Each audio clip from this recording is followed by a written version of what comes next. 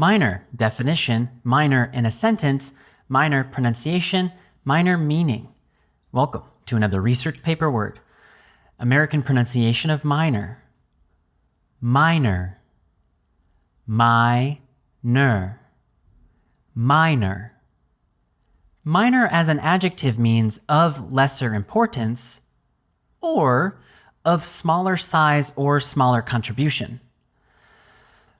Common usages in academic writing: a minor inconvenience, minor changes, of minor importance, a minor contribution, a minor component, a minor factor.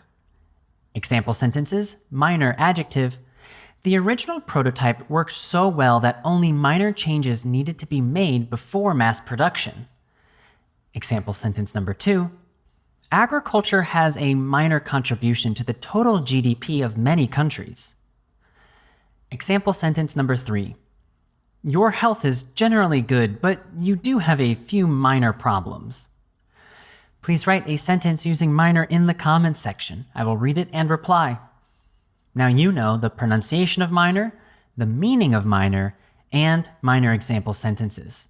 I'll see you in the next research paper word video.